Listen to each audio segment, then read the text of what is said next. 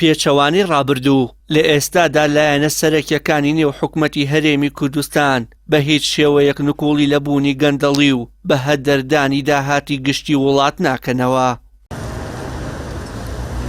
لە بەرامبەریژا بەشێک لە چاودێرانی سیاسی پێیان وایە هاوڵاتیان بە شێوەیەکی زۆر ئاسایی لە خستنە ڕووی ئامارەکانی بە هەدەردانی داهاتی وڵات لەلایەن حکومەتەوە دەڕوانن و ئامادەنین بە هیچ شێوەیەک هەڵوێست وەربگرن.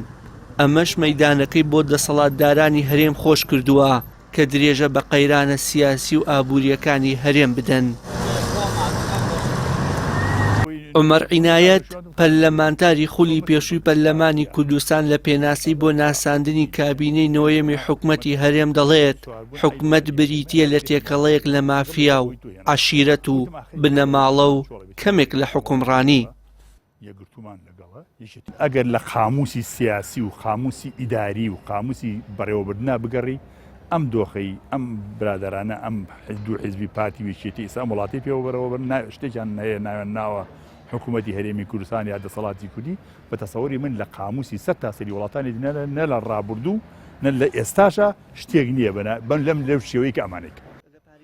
لە بەشێکی دیکەی وتەکانی عومەر عینایەت دەڵێت ئەگەر ئێمە حکومەتداریمان بکردایە دەبوو ساڵانە پرۆژە یاسای بودجەی ڕەوانەی پەرلەمانی کوردستان بکرایە، بەڵام ساڵانە سەرۆکی حکومەت بە ئارەزووی خۆی داهات خەرج دەکات.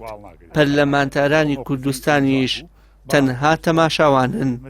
بە تەسەوری من لە سەدا سەدی ئەو بەڵێنانەی بە خەڵکیاندا جێبەجێیان نەکردووە و تەسەورەکەم هیچ کابینەیەک بەقەدر کابینەی نۆ فەشەری نەهێناوە لە حکومداری لە هەرێمی کوردستانە و هیچ خولێکی پەرلەمانیش بەخێ ئەم پەرلەمانی ئێستا لاواز نەبووە بە خولەکەی ئێمەشەوە. ئێمەش من ناڵم ئێمە بە شۆک ئەمان لاوازی ئێمەش نەمانتوانین لەبەری خۆتەزانی ئێمە لە خەولێر دەرکراین.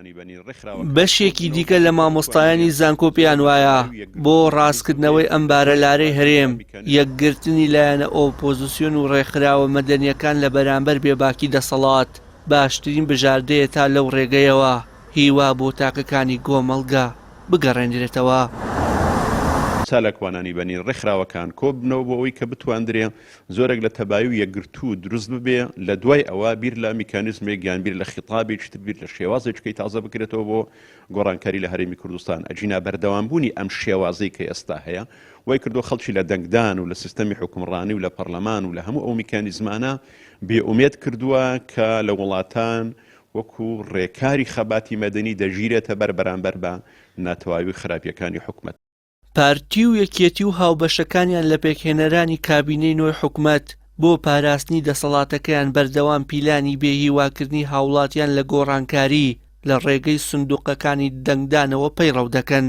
ئەرکی لایەنەکانی ئۆپۆزیسیۆن و بەرەی ناڕازی لە هەرێمی کوردستانیش ئەوەیە نەچنە ژێرباری ئەو ئەجێندا نەگریسەی دەسەڵات و بە یەکگرتووی و پێکێنانی بەرەیەکی بەهێز ڕوبەڕووی ستەمکاری و قۆرەقکاریەکانی حزبەکانی دەسەڵات ببنەوە. وشیار محەممەد، کەناڵی ئاسمانی پەیام، سلێمانی.